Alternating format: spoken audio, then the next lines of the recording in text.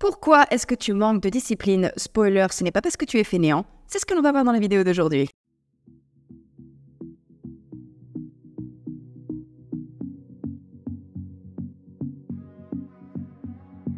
Salut mes petits méchants, j'espère qu'aujourd'hui ça va et bienvenue sur ma chaîne pour les nouveaux venus. Je suis Lola Morales, la seule youtubeuse que vous n'avez pas besoin d'écouter en 1.5. Alors, dans cette vidéo d'aujourd'hui, je vais vous expliquer pourquoi est-ce aussi dur de devenir discipliné et je vais surtout vous rassurer sur un truc. Acquérir la discipline, c'est en réalité beaucoup plus simple que ce que vous croyez. Il n'existe pas d'un côté les gens disciplinés et de l'autre côté vous. Ce n'est pas comme ça que le monde marche. Et la bonne nouvelle, c'est que passer de l'un à l'autre, non seulement c'est tout à fait possible, mais en plus, ça ne vous demande pas tant d'efforts ni d'énergie que ça. Je vous spoil. Et en réalité, acquérir la discipline est très facile avec des mesures très simples. Je vais également vous rassurer d'une chose, vous n'avez aucune raison de vous détester si vous n'êtes pas, à l'heure où on parle, un individu discipliné. Rien n'est fait dans ce monde et encore moins dans notre monde actuel pour l'être. Ça ne fait pas de vous une larve, ça fait surtout de vous une personne qui n'a pas dans son environnement encore ni l'influence, ni la méthode, ni les bonnes motivations pour développer sa discipline. Et grâce à cette vidéo, vous allez vous percevoir différemment. Et vous allez pouvoir corriger votre absence de discipline presque sans effort. Avec quelques mesures simples, un peu d'huile de coude et beaucoup d'amour. Et on va passer directement dans le vif du sujet. Alors j'aimerais assez rapidement recevoir mon micro, mais j'ai la sensation qu'avec ce petit système-là, on va partir sur du temporaire définitif. Est-ce si grave? Alors, on va rentrer dans le vif du sujet. On va arriver là au mois de janvier, ok? C'est dans quelques jours. Et vous avez décidé de vous lever le matin et d'aller à la gym 3 fois par semaine en nouvelle résolution pour 2024 parce qu'on est toujours là jusqu'en début d'année sur le thème des nouvelles résolutions. Du coup, vous avez décidé d'y aller 3 fois par semaine, les lundis, les mercredis et les vendredis, ce qui est absolument basé sur des faits réels parce que c'est littéralement les jours auxquels moi je vais au sport. Et vous avez décidé de mettre le réveil à 6h30 pour aller à la salle avant d'aller au travail. Sauf que on est lundi matin, votre réveil sonne et vous ouvrez les yeux, vous attrapez votre téléphone et vous ne vous voyez vraiment pas là vous extirper du lit et être dans une salle de gym dans la prochaine demi-heure. Vous voyez vraiment pas faire ça. Du coup, vous allez commencer à faire un truc que toutes les personnes qui se sont retrouvées dans cette situation font, une espèce de petite négociation interne. Vous allez commencer à négocier avec vous-même et vous allez essayer de rationaliser en vous disant que là, tout de suite, maintenant, un faux départ, c'est pas si grave.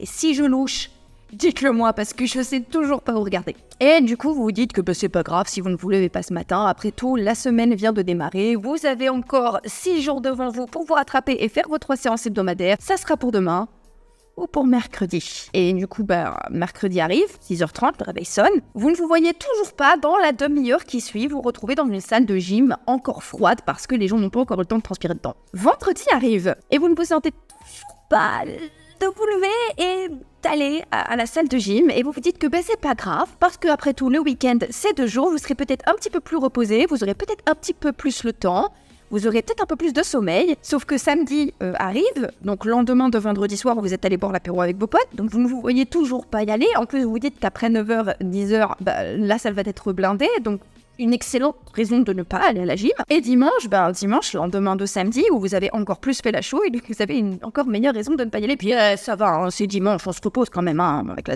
semaine qu'on a eue. Voilà, donc trop dur. Résultat, on arrive à la fin de la semaine, qui est le début d'une longue série de semaines, et vous vous en voulez, parce que vous avez payé votre abonnement, vous avez peut-être aussi du mal à faire le lien, mais avec ça, si on veut vraiment ajouter dans le dramatique, il y a votre pote Jérôme, 1m87, 100% pur muscle, à qui vous aviez dit en fin d'année là que vous allez aller à la gym en début d'année, et pire, peut-être même que dans un accès de courage comme ça, vous lui avez proposé d'aller à la gym ensemble pour vous motiver mutuellement. Du coup, vous vous retrouvez à faire le mort parce que Jérôme, lui, reste obstiné à aller à la gym, continue de vous envoyer des messages à 6h30 ou 7h du matin pour savoir où vous en êtes et s'il va vous y retrouver. Et vous commencez à faire le mort parce que vous avez...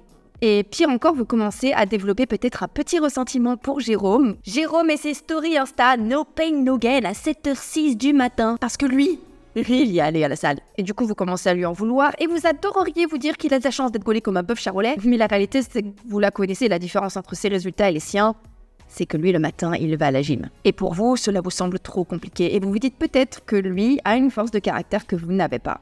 C'est vraiment dommage parce que ce n'est pas vrai. En réalité, son courage et sa volonté constituent approximativement seulement 25% des raisons pour lesquelles il parvient à se réveiller le matin. Du coup, on va voir ensemble les vraies raisons qui vous séparent.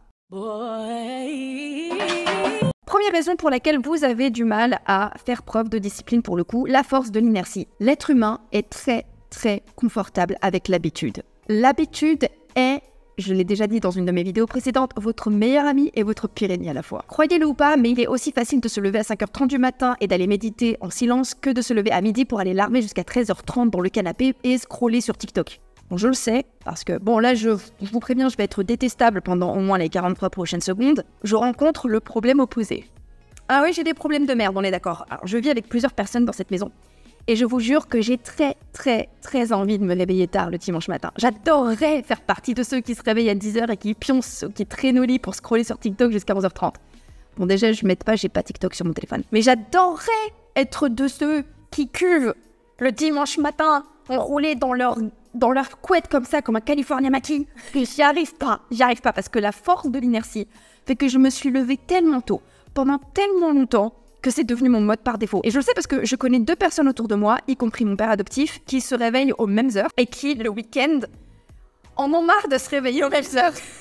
Mais avant qu'une habitude devienne naturelle, qu'il s'agisse d'aller à la gym le matin ou de cuisiner au lieu de commander des Uber Eats tous les soirs, ou de réviser pour votre nouvelle formation pour changer de métier, il va y avoir cette espèce de période d'inconfort où vous allez devoir exclusivement, pour installer une habitude, vous reposer sur votre capacité à faire un truc que vous n'aimez pas, à un moment où vous ne voulez pas. Et ça, c'est compliqué.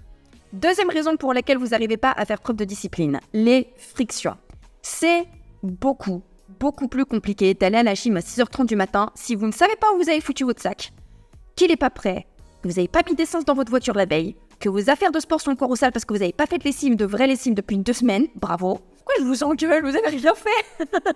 Que vous êtes allé vous coucher à 1h du mat après 2h30 de Netflix. Toutes ces petites choses qui s'ajoutent sont ce que l'on appelle des frictions. Les frictions sont toutes les petites étapes supplémentaires qui vont s'additionner dans un processus pour atteindre un objectif et ces frictions-là multiplient vos chances d'abandonner en cours de route. Troisième raison pour laquelle vous n'êtes pas discipliné, vous avez encore besoin de stratégies dysfonctionnelles. Alors, aller à la gym le matin, c'est une très bonne habitude, mais il se peut que pour l'adopter, vous deviez renoncer à une autre habitude. Attrapez votre téléphone en premier lieu dès le matin et traînez dessus jusqu'au moment où vous n'avez vraiment pas le choix pour démarrer votre journée. Alors, soit dit en passant, j'ai une période comme ça où je me réveillais très tôt pour traîner sur mon téléphone. Mais je vous jure que sur le coup, ça a du sens en fait. Vous avez peut-être besoin de traîner sur votre téléphone le matin. Et oui, besoin n'est pas un terme trop fort. Je m'explique. Une des raisons, peut-être par exemple, que votre cerveau a été privé de dopamine depuis les 7 dernières heures et vous ne voyez pas attaquer là directement la journée sans une petite période de détente pour vous donner un petit peu de courage. Là, tout de suite maintenant, ouvrir les yeux et directement affronter le métro, les bouchons, votre journée de travail. Non, vous allez prendre un peu le temps de fuir ce qui vous attend dans la journée et de décompresser avant pour vous donner un petit peu de courage numérique. Quatrième raison, l'envie d'économiser de l'énergie combinée à une absence de bonnes raisons de passer à l'action. L'être humain, et je le répéterai dans plein de vidéos, et c'est une idée très importante à conserver. D'ailleurs, je vous ferai quelques petites vidéos Discipline 101 ou Coaching 101 où je vous résumerai en fait tous les concepts avec lesquels je travaille et tous les principes avec lesquels je travaille dans mes coachings et tous les principes à intégrer pour encore mieux comprendre mes vidéos. Je vais vous faire une espèce de petite playlist. Ça va venir dans les prochains jours, prochaines semaines. Je suis dessus les gars, je suis dessus. Donc je disais, l'être humain n'est pas fait pour utiliser son énergie pour rien. Un exemple que j'ai très souvent, ce sont les gens qui se mettent en tête d'apprendre plusieurs langues. Ok, je ne juge pas, ok? Mais j'entends parfois des gens dire « Ok, alors cette année, dans mes résolutions, j'apprends l'italien, quoi. » Pourquoi? Parce que c'est super stylé. Que j'essaie juste de vous dire à travers ce ton particulièrement condescendant, c'est que parce que c'est stylé n'est pas une raison suffisante, en réalité, pour vous motiver à apprendre l'italien. Et même si vous en êtes convaincu, votre cerveau qui évalue votre degré d'énergie pour pouvoir savoir où le mettre, l'a lui compris. Votre cerveau, avant de vous lancer dans les efforts, et notamment des efforts pour apprendre l'italien, va regarder des bénéfices attendus et la somme des dépenses nécessaires. Donc il va faire une espèce de rapport qualité-prix entre les efforts nécessaires et les bénéfices à apprendre l'italien. Et parce que c'est stylé, ne va pas sembler être un bénéfice suffisant pour des semaines ou des mois d'apprentissage, voire des années. En revanche, si vous partez 3 mois en Italie et que vous n'avez pas d'autre choix pour communiquer avec votre entourage que d'apprendre l'italien, là, votre cerveau va pas avoir d'autre choix et vous allez, curieusement, apprendre l'italien. Les efforts que vous allez avoir à faire pour apprendre l'italien vont vous sembler tout à fait normal. Vous n'allez pas vous donner le choix de les apprendre. Parce que là, en l'occurrence, votre cerveau aura intégré que le bénéfice principal à apprendre l'italien, c'est quoi? C'est de pouvoir tout simplement fonctionner et communiquer dans son nouveau pays de vie, en fait. Vous n'allez pas pouvoir vous permettre de faire l'impasse sur cet effort. Et quand je vous dis que je juge pas, c'est parce que c'est la raison pour laquelle moi-même, je ne sais toujours pas parler italien. Non, c'est un des cas celui-là, j'ai appris ma leçon.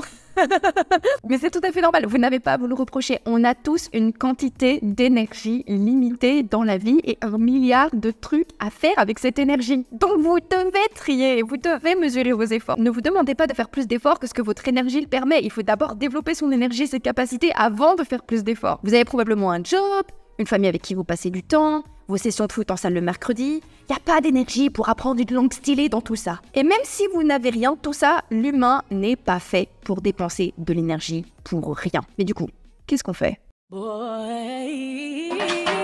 Alors, première chose, acceptez l'inconfort en vous disant que cet inconfort a une date de fin. Lorsque vous allez implémenter de nouvelles habitudes de vie, oui, cela va être inconfortable. Les premières fois que vous allez vous réveiller tôt, ça va piquer. Demandez à tous les gens autour de vous qui un jour ont dû changer d'horaire et se sont retrouvés avec des horaires un petit peu incongrus, du genre, se réveiller à 4h du matin pour être au boulot à 6h ou faire des shifts jusqu'à très tard le soir. Oui, les 2 premiers mois, en général, on en bave. Mais la bonne nouvelle, c'est que ça ne dure pas. Cet inconfort a par définition une date de fin. Et en règle générale, il faut en moyenne 60 jours à l'être humain pour intégrer une nouvelle habitude et pour se faire à une nouvelle habitude. Donc gardez bien en tête que chaque jour où vous allez en baver est un jour qui vous rapproche du jour où vous n'allez plus du tout en baver. Chaque jour où vous allez accepter votre sort et chaque jour où vous allez faire cet effort est un jour qui va vous rapprocher du jour où cela va être totalement naturel. La bonne nouvelle, c'est qu'une fois que c'est fait et une fois que vous avez intégré dans votre routine habituelle et dans votre zone de confort, parce que je le dis toujours, la zone de confort, on n'en sort pas, on l'étend. Lorsque vous aurez étendu votre zone de confort à vous lever tôt le matin pour aller à la gym, vous serez en mode automatique. Et la bonne nouvelle, lorsque l'on est en mode automatique, c'est que l'on n'a plus jamais d'efforts à faire pour avoir les résultats de ces efforts. Parce que se lever le matin devient naturel, aller au sport devient naturel, se forger un petit corps d'instabiche devient absolument naturel et ça va arriver presque désormais sans y réfléchir. Deuxième conseil, limitez les frictions. Cela va demander un petit peu d'anticipation, donc ce que vous allez devoir faire, cela va être de regarder tout ce qui peut vous empêcher de tenir votre habitude et de la rendre fluide et naturelle. La plupart du temps, cela va consister à préparer votre journée la veille. Et ça encore, c'est mon expérience qui parle. Un des trucs qui m'a vraiment beaucoup aidé à augmenter ma discipline de 65%. Je ne mens pas, j'aime bien parler en pourcentage. C'est du pourcentage ressenti, mais c'est du pourcentage quand même. J'ai toujours l'impression que c'est plus précis. Ça a été de commencer à préparer mes journées du lendemain la veille. Ça passe par préparer mes tenues, ça passe par préparer mon emploi du temps, ça passe par préparer mes trajets, mes transports, mon sac. Je suis beaucoup plus efficace et mes journées sont beaucoup plus prédictives quand j'ai juste pris 20 minutes dans la journée de la veille pour préparer ma journée du lendemain. Et en fait, je vous en parlerai, mais moi j'ai gamifié un petit peu ma vie. Et j'ai un petit outil qui me permet, je vous en dirai pas plus, mais ça fait partie des choses que je vous prépare.